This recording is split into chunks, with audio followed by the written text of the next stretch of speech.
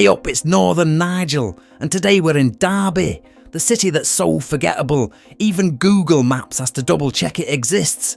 Derby's like that mate who's always got big plans, but never actually does out. It's called a city, but really, it's just a glorified service station between Nottingham and nowhere.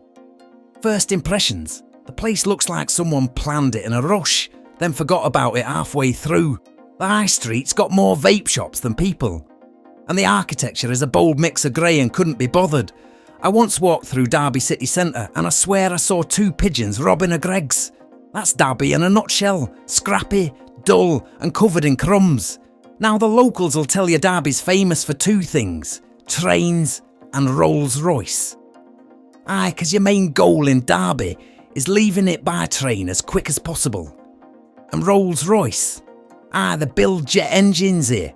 But it's ironic really, because Derby itself hasn't taken off in decades. Tourist attractions, if you can call them that. There's the cathedral.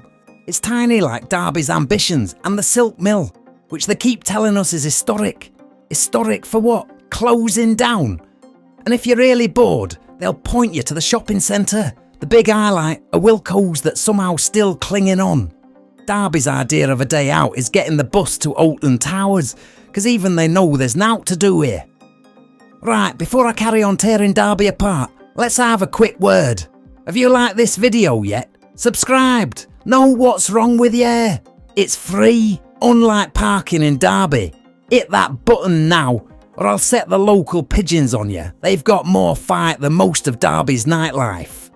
And speaking of nightlife, what nightlife? It's not so much a scene as it is a cry for help. Your big night starts in a pub where the only entertainment's watching a table wobble for 3 hours. I once saw a bloke order a cocktail here. It was just a pint with a straw in it. Clubs, aye, if your idea of fun's dancing under a single flickering light bulb while someone sells dodgy vape juice in the corner.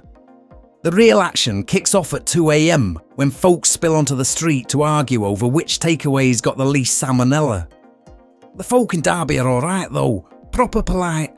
But they'll fight anyone who says Nottingham's better, mainly 'cause deep down they know it is. Derby and Nottingham have this weird rivalry, like 2 lads arguing over who's got the best forehead. Should you visit Derby?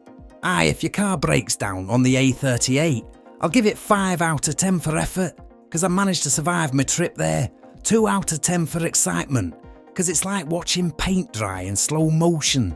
And a solid 10 out of 10 for reminding you why travel insurance exists. Derby, where ambition goes to nap and pigeons rule the streets.